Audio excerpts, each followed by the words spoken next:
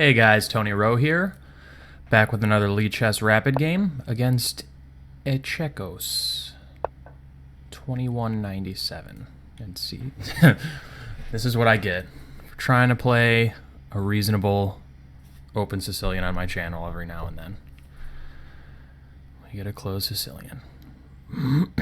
Okay, well, knight c6. That's the move. By the way, I'm changing the time control on my games on my channel.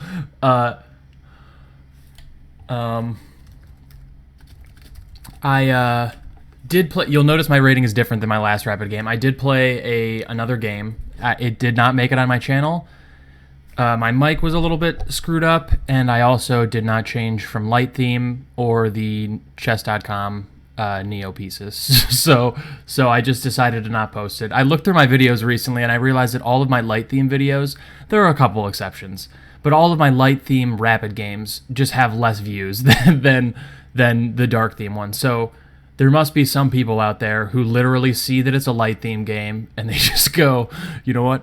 Screw it. And I'm not even going to watch this. So I didn't post it. I would dig up the question and answer article for this guy, but I can't do that because I'm on stream. He's just playing the Vienna game against a Sicilian here. So probably, okay, I'm just going to go g6. I'm not going to think about the consequences all that much. So yes, I recorded this game, and I realized after I recorded the game that most of the tournaments in my area have a 5-second delay or have a 5-second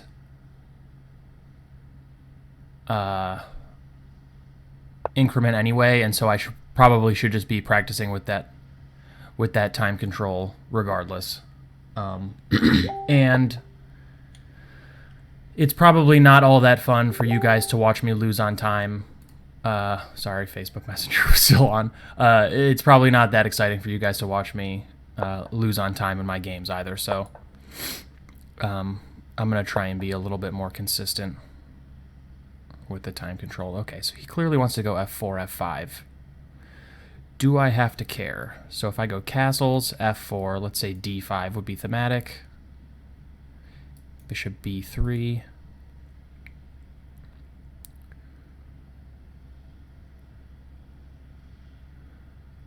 I can also just go castles, f4, d6 perhaps, and if he goes f5, I can just take this way, knight takes.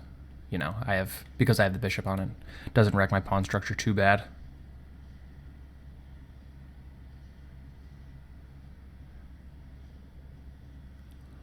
Do I want to go d5 immediately? Okay, I'm castling essentially no matter what, I think, so I'm just going to play this move, and then I'll figure out what to do afterwards. Quite an unusual variation of the Sicilian. Bishop c4, not in my book. Okay, so he's going to go a3. So he wants to go d5, bishop a2. Well, okay, I'm essentially pot committed to this. Oh, he's going to take first. So there is always this dilemma. Do I go knight takes d5? Knight takes d5 is thematic in like the English opening, which is sort of, this is like kind of like almost a reverse English opening at this point, which, you know, the English opening is a lot of times a reverse Sicilian, so you can look at it both ways, but it's thematic in a lot of these lines to play knight takes d5 first to lengthen this bishop's control over the diagonal. So if I go knight takes d5, knight takes d5, e takes d5, now my bishop's hitting b2. A little bit more aggressive. But the downside is, of course, if I go knight takes d5 and he doesn't recapture, like if he goes bishop d2, then I don't have the pawn on d5. I'm not gaining that tempo, etc. So I have to think about that. Somehow, I feel like I want to play knight takes d5. But deep down, I think I know that e takes d5 is a better move. So if I go knight takes d5, he can also go like knight c to e4, and hit b6, and then bishop g5 perhaps. Okay, so I'm going to take this way. I don't like the look of that at all.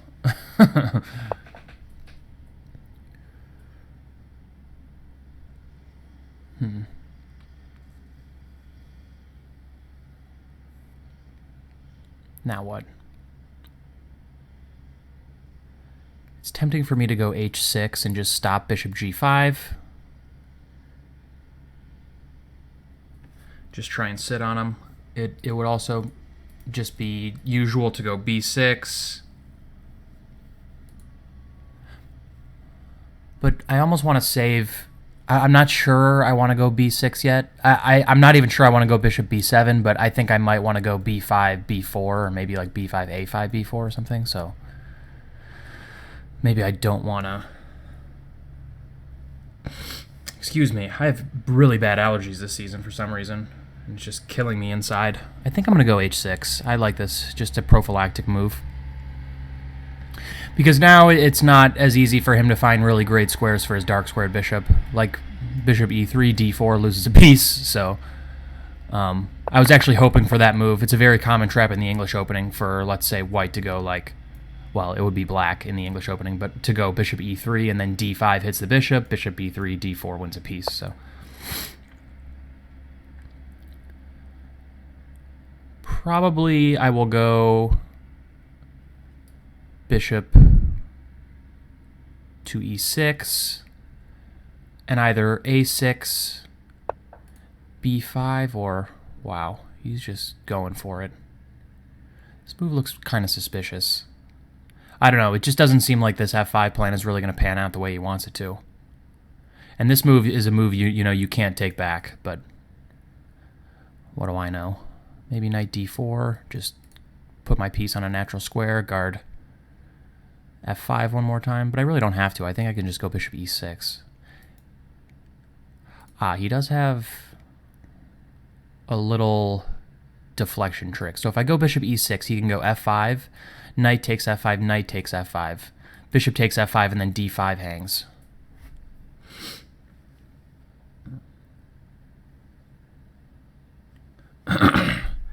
So I kind of just want to go knight d4. I know that's his plan, so I'm just going to stop it. And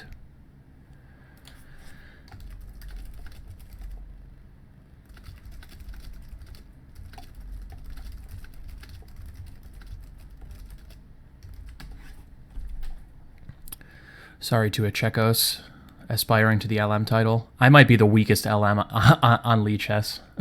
I'm not sure. Maybe there are a couple that are weaker than me, but I earned the title like a year ago when the classical requirement was like 2250 or something.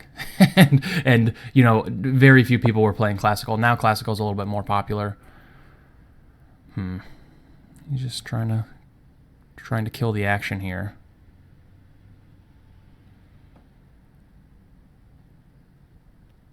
Maybe now bishop g4, bishop g4 h3, I guess. Doesn't get me anywhere as far as I can tell. Take, check. Yeah, I'm not seeing anything. So what else? I could just play bishop e6, I suppose. So just bishop e6, knight d4, of course. I'm going to take check. It seems like there might be something better here. There's just something about white's play that doesn't seem right to me. Bishop g4, h3. Knight e2 is forced.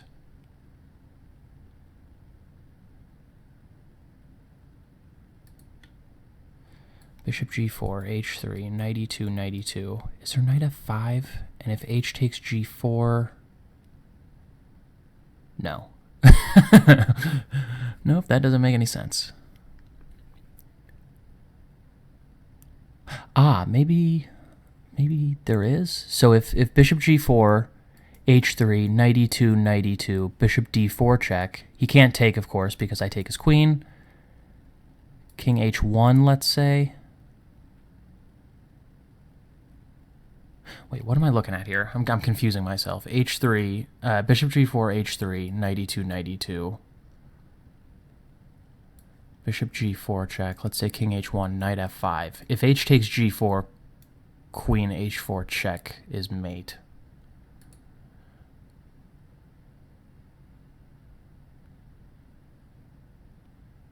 That's pretty slick. So maybe I can also go bishop G4, H3, knight E2, knight E2, knight F5 immediately and just hold off on the check for a second. If C3... then takes... Queen takes, knight G3 wins in exchange. Ooh, this is slick. Does this actually work? Bishop G... It feels like bishop G4 should be good. But H3, of course, is critical. If bishop G4, H3, and I have to take everything off queen E2, then this gets me nowhere. So unless like something flashy works after H3, knight E2, knight E2, knight F5, then I don't want to do this. Knight F5. But he can take here. Can he not? So I have to insert the check.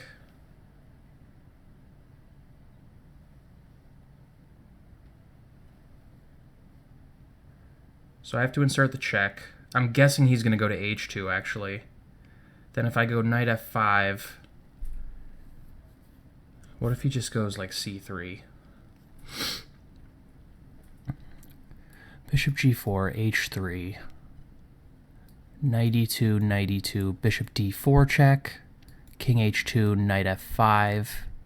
He can't take because queen H4 made. C3.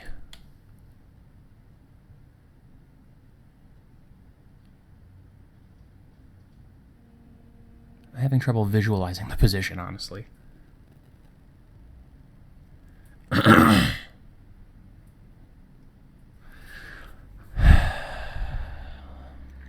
Bishop G4.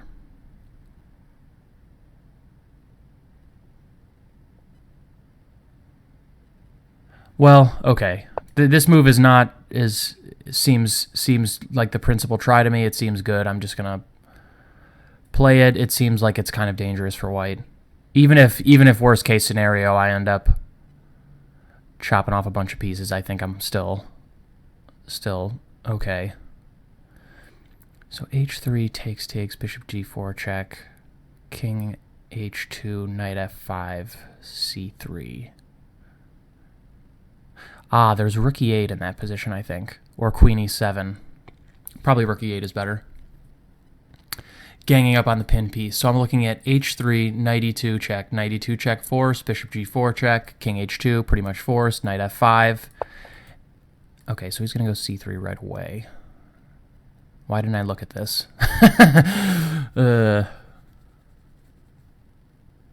Move makes a lot of sense, doesn't it? Can I play knight F5 now?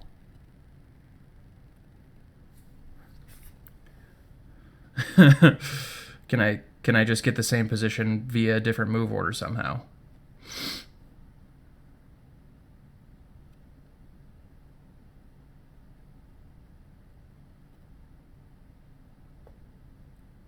Probably not.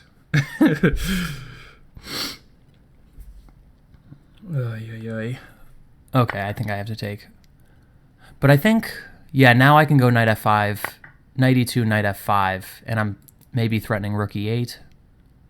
And also if H3, now I can just take, knight G3. So at least for the moment, I get to keep this annoying pin. I guess you can go queen E1. Queen E1, rook E8 looks really uncomfortable. One thing I always struggle with in these positions where in the Sicilian I get this E6 and D5 in with this bishop on A2 is in a lot of these positions I want to go D4. But because I just grab more central space, usually I'm hunkering down on this weak E3 square, but I'm also unleashing this bishop, which I've worked so hard to sideline on this crap square. Okay, so this just loses an exchange, no? So that's nice. We'll take an exchange.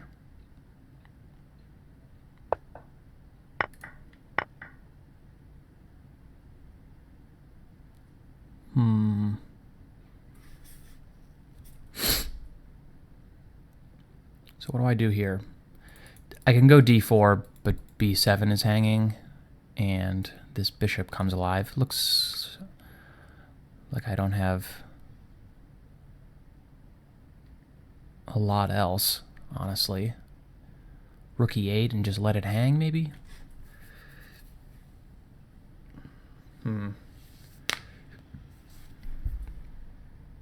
Up in exchange, but he does have the two bishops, and my d5 pawn is going to hang. Or I should say I'm going to lose a pawn. So what do I do about that? d4.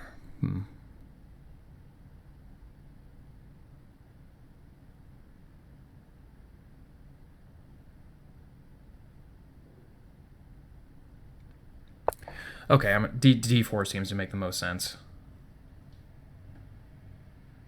I need to get my bishop active as well. And the threat of d takes c3 is kind of annoying. So, and if he takes, then bishop d4, and all of a sudden white's king looks a little bit scary. I don't think I really have to care about b7 hanging. I maybe can even just go rook b8, queen a7, and just go for some kind of an initiative. I mean, queen b7 now, d takes c3 looks really good for black, so... Of course, c3 is basically completely out of the question because this bishop would be so awful. I should make better use of these colors. c4 bad, bishop bad. Okay, maybe takes queen d7, or just queen d7 probably. Leave the tension. Leaving the tension is important in chess. Because it's to my advantage if he takes it. So I'd rather build up the pressure and maybe try and find ways to force him to take it to my advantage. Of course, f5 now just trades queens and he's completely losing, so... Or I hope he's completely losing. The rooks actually aren't that great at the moment. Queen e4 does not compute. What, oh, computes. Okay, dummy.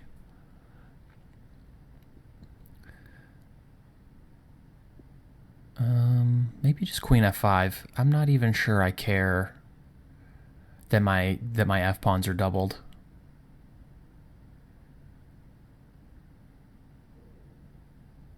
Do I? Can I even go rook e8? That would be sick. Probably I don't want to. Maybe I should just... I can go queen c6 as well.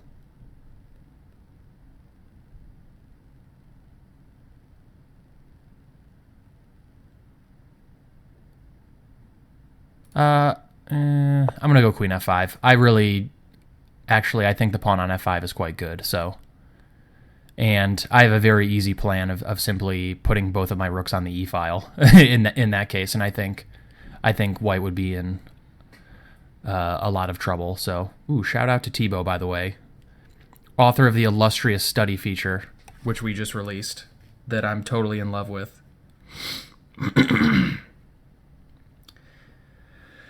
If you guys use study and you enjoy my videos, please donate. Show your support. Your donations, you know, I'm not like groveling for money, but your donations keep the awesome features coming. So we really appreciate it. And yeah, don't if you've ever considered asking to donate to my channel, donate to Lee Chess instead. Okay, I'm going to take here and then go rook a to d8. It's to my advantage when I'm up in exchange to open lines for the rooks, and also white is planning on going g4. You could go g4 now, I suppose, but I can take on b2, and then I'm threatening to take on a1 and make a queen, so he probably doesn't want to do that. But white is threatening to go g4, and I'd like to go rook a to d8 to be able to meet g4 with queen takes d3. So my queen is very well placed. I didn't think he could do that.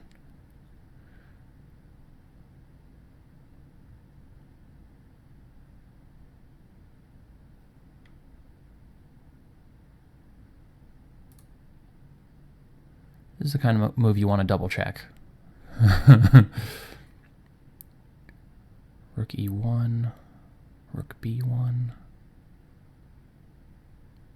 Yeah, looks pretty good.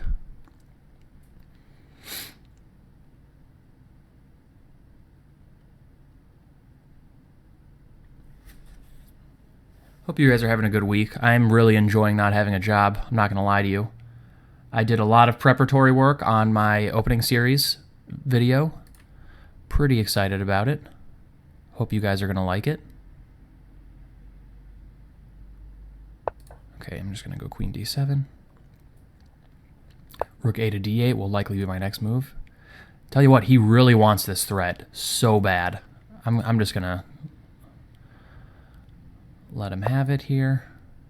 He can take on g6 if he wants. I'd be happy to take on d3, and yeah, I would just be winning in that case. If he goes bishop c4, I have b5.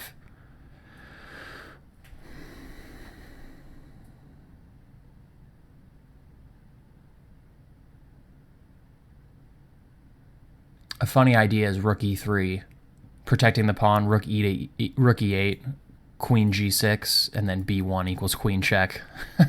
And if bishop takes b1, of course, then I take his queen. I'm tempted to do that. This is a natural move anyway. I'm going to let him take on g6. Hope he falls for it. What else does he do? Queen f3, I take here, and queen e3, and then I take on d3 check, so that's kind of just an insane blowout. This is completely over as well. d3 hangs with check, I trade off the queens, I take on a3, etc. Oh, I have rook d1 check and just make a queen. Yeah, that looks good enough. I'm not going to mess around with anything else.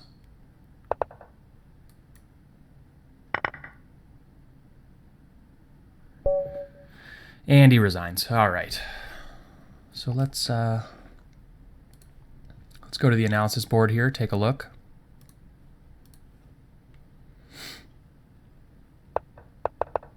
Knight c3 and bishop c4 not very common. It is slightly more common. Look at this sweet new server analysis progress bar. I haven't seen this yet. Oh, does this thing grow? So is this going to fill in all the way to 100% when it's done? That is sick. Oh, that is what happens. I'm mesmerized by it.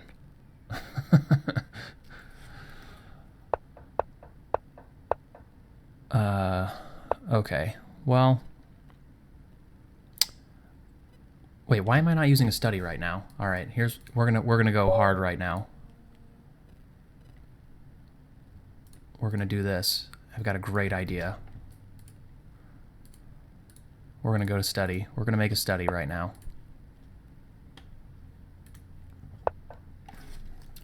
Tony Rose YouTube games. Part 1. Well, I'm not going to put part 1. I'll change the name when I get to 64 games. Okay. Only me. No, that's mean. Okay. We'll just start it off. And we'll do this. Watch what we're going to do. This is going to blow your mind.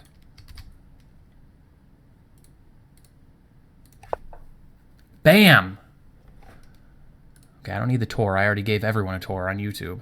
All right. Okay. So now this is kind of great because now all of my subscribers, you'll be able to go to the study and look at all of the analysis in the games anytime you want, if you want, and everything is saved. Okay. So bishop c4, it's more common if white wants to play something like this to go bishop g5, bishop b5 here. And some people call this the accelerated Grand Prix attack or the Liko attack or the Tiviakov Grand Prix. There are like 18 different names for it. I think in my book I called it the accelerated Grand Prix. And the idea is that okay, in the normal Grand Prix, like let's say knight c3, f4, g6, knight f3, bishop g7, bishop b5. If black plays something like e6, white can take. And after b takes, like e5, white has a huge positional advantage because of these split pawns and this weak d6 square, and also this nasty threat of knight e4 to d6 or knight takes c5, etc. So some people try to accelerate that plan to sort of the fastest possible way. For instance, after like g6 now, bishop takes c6, and whichever way I take, let's say, you know, okay, d takes c6 is more popular, but just to be consistent, I'll play b takes c6. Then they can go either d3 first or f4, and they get a Grand Prix attack while having not given really as many chances for knight d4. But in this position, black should go knight d4 to avoid that, and then white plays bishop c4. And this is probably a little bit more theoretically challenging than the way white played in the game. But the way white played in the game is not necessarily bad. It's just not particularly the most ambitious way to play. And normally black plays like similar to how I played in the game without the fianchetto. So e6, knight f6, you know, bishop e7, d5, etc.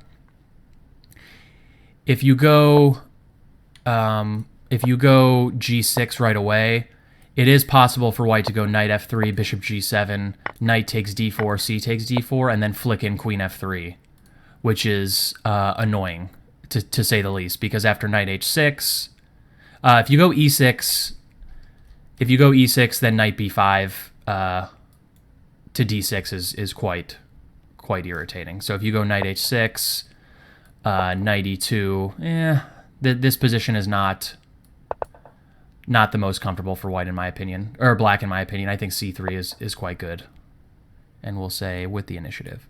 Okay, so that's sort of the background on bishop c4 systems in the Sicilian. And I chose to go g6 just because I like to put my bishop on g7, and I'm familiar with these kinds of structures from the English opening, just, you know, kind of reversed. And this is, in general, if you play the Sicilian and you need an anti-Sicilian and you're allowed to do this, in general, the setup with g6, bishop g7, e6, and knight g to e7, planning d5 is always usually pretty good. You can do that in the closed Sicilian, you can do it in the Grand Prix, you can do it in various Sicilians. Like, for instance, in the Grand Prix, in my book, I recommend knight d4, and then after bishop, after castles, e6, and yeah, continuing on like that. So yeah, take a look.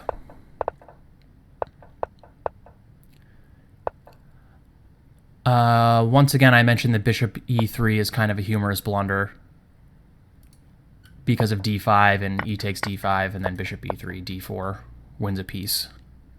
Kind of fun. But white made his intentions very clear that he was going to delay the development of this thing for a second and go with this f4, f5 plan. Probably a little bit ambitious. I'm not sure that I trust this position for white. And I think if you're going to play this way for white, it's usually better to leave the tension and play like bishop a2 right away or something. And I think practically this is probably a better try for white. The point is that after e takes d5, bishop a2, this structure is not as good. So I have the pawns on d5, c5, and he has a pawn on d3, whereas after bishop a2, it's not as clear who has the advantage in the center. At least white still keeps this e4 pawn. And there's kind of this tension between these two pawns. It's, you know, if black takes d takes e4, white actually has a central space advantage, and still if white takes, black has the central space advantage. So it's kind of, it's a great example of why you should keep the tension in chess and how it's sort of usually to your advantage for your opponent to relieve the tension.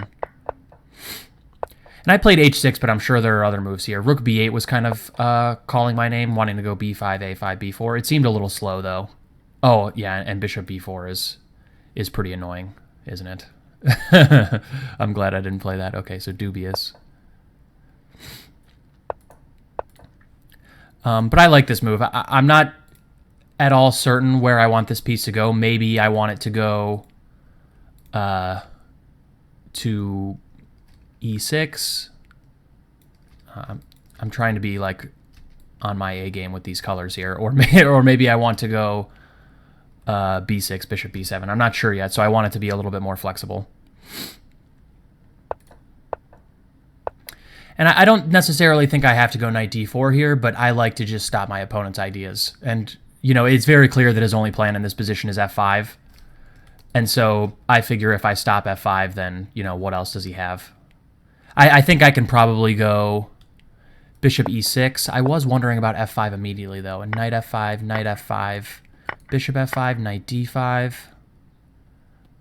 Yeah, I guess bishop e6. I didn't see this backward retreating move.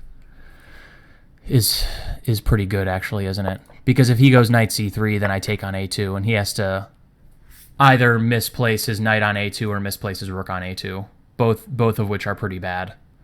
And I think black should be a little bit better in this position. Knight d4, and this bishop is extremely strong on b2, so... Yeah, actually, this was probably a little bit more straightforward. But I think stylistically, for better or worse, I would rather just not let my opponent achieve his ideas, even if they're not really that bad for me. So I guess I was inadvertently setting a trap that knight c to e2 is not that good. But I didn't even see it at the time that knight c to e2 was really even a candidate move. So I can't claim to have seen all this. I think, but I think bishop g4 ended up being really strong. So, like, I looked at h3 and knight e2, bishop d4 check, king h2, knight f5 is really adorable. The point, of course, is that this blunders a mate in one. So that's not good. And it's not, okay, computer suggests queen d2. I think I looked at c3 here, and I thought maybe I could go rook e8. I didn't know that it was crushing, but I guess it is, because after this I can go bishop f2. And now I'm just completely getting in. So he still can't take here, of course, and moves like queen h4 or bishop g3 check, and it just bishop e1, of course, and then rook e2 is coming, and it's just completely lost. So this would have been an absolute hammer blow, actually. So but queen d2 is hideous. I mean, if queen d2 is the best move that white has, he's in a lot of trouble. So if queen d2, what do I do? I wonder if I can go queen h4. I mean, my pieces are just like rapidly accelerating into this attack here. I mean, queen d2, bishop e2, queen e2. I can probably just go rook e8 even.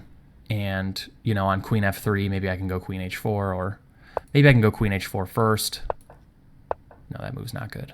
Oh, yeah, there's knight e3 or bishop e3 too. Yeah, that looks pretty bad. Or rook e8. Yeah, he still can't take. Yeah, this is really bad. I would be willing to bet that black is just completely winning here. So, okay, so, yeah. But c3, knight f5, also kind of uncomfortable. It feels like white needs to just make an unpinning move here. Maybe like queen c2. And on rook e8, just move the knight. Yeah, and just accept this position. It's not good, because takes rook e2, perhaps. But bishop d2, and then, yeah, I'm just kind of getting in. Something like, yeah, c4 is quite good, but I also think maybe queen e7 is strong. This also looks really bad. Yeah, part of it is that just white has some coordination issues, like white's pieces are not well placed, and white is also behind in development. So these pieces aren't really acting yet, and, I think my pieces flow into the game a little bit quicker. And, of course, this king on h2 and this weak diagonal is also kind of an issue, so... After this, it's more of a technical exercise than anything else. And I think d4 is clearly best here. Opening up this bishop even further and sort of trying to keep the initiative while I'm up in exchange as well. Sometimes there's kind of this feeling that when you win material in chess, you need to like turtle up and hunker down and sort of soak up the pressure. But that's only really the case if you calculate and you really need to do that. Like, if you're up in exchange and you can still grab the initiative and put pressure on your opponent and try and put that exchange to work immediately, like open up lines and keep the initiative going, you should do that. Like, it's easy to relax when you win material, but it's really important to once you win material, recognize that you've won the material and then try and push for even more. You have to like keep pressing and just drive your opponent like, into misery and into the ground and just finish the game, because it's easy to do the opposite and kind of just relax and be like, okay, I'm up in exchange, this game's going to win itself. This game is not going to win itself. Like, this piece and this piece now are very active and not really something that I want to mess around with if I don't have to. I want to put this game away immediately. Queen d7 I think is pretty standard. I just want to go rook a to d8 and d takes c3 and gang up on this weak d3 pawn. Dude, I love these colors, I'm not going to lie. This study thing is changing the game. Queen f5 is probably not the best move, but I also looked at queen c6. I think this move is totally reasonable. Just meeting the threat of d takes with, or queen takes g6 with queen over. Sorry for all the sniffles again. Allergies. I don't have any Claritin on me, unfortunately. But I didn't think that after queen takes f5, g takes f5, that white really had a chance. I think I looked at bishop d5, but I don't believe in this position at all for white. I think maybe even just rook a to d8 is good enough. And what the hell just happened there? Just had an arbitrary flip. That is a bug. I discovered that in my lessons with Finns as well. That happens on occasion. But queen takes f5, yeah, I'm not sure. It's worth looking at, but I think white is still probably losing. Or much worse, I should say. This move is just a complete blunder. I think white had to have missed c takes b2. And after this, the game is just completely over, because this pawn is like this pawn's worth a piece in and of itself. And yeah, there's this cruel trap, of course, that I can play. This and b1 queen is winning instantly. Kind of funny. A nice little deflection. Not your most common deflection. Queen takes pawn using a pinned bishop, and pawn queening deflects the bishop. But yeah, after I get to trade queens, it's completely over. So that's I think mostly it. A relatively streamlined game, I think. A good lesson in meeting anti-Sicilians. I think this e6 knight g to e7 system works pretty well against a lot of stuff. For instance, even against g3, it might even be the most popular move, e6. It's been popular for a long time. Okay, second most popular, yeah. I think it's still a very reasonable idea against a lot of stuff. So that's a good takeaway, and I think it is worth checking out. It's weird how these ideas in chess kind of translate from one side to the other, and you can kind of pick up these thematic ideas from weird places. You guys know I play the English opening a lot, and there are lines in the English that look eerily similar to ones we saw, but from the white side. So already this position looks quite similar, and in this position as white, I really like to play the move e3. So.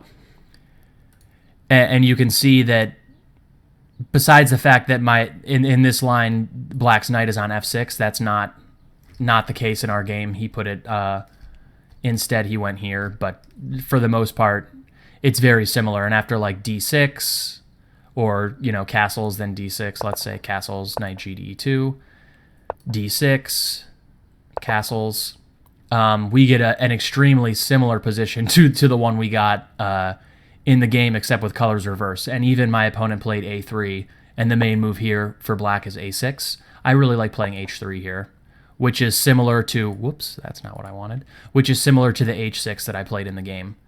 And of course, there's the similar blunder: if bishop e6, then d4, d5 would win a piece due to this hitting the bishop and then forking maneuver. So, and like I mentioned during the stream, something like bishop a7 or rook e8. Let's just go bishop a7. If d4, e takes d4, White always has to wrestle with this, do I take with the knight or do I take with the pawn? Because taking with the knight after something like knight takes d4, e takes d4 is similar to taking e takes d4 right away, except the trading of this knight for this knight really lengthens the scope of this bishop. So interesting stuff, and it's kind of a very strange example of how thematic ideas in chess sort of translate from one opening that you'd never think to another. So, okay, well, of course, I will link you guys to this study, this revolutionary new Lichess tool, and you'll be able to take a look at all this analysis at your leisure if you'd like. I hope you guys like this video. I hope you guys are really enjoying the new study tool. I know I am. And I will see you guys later with another video. Bye.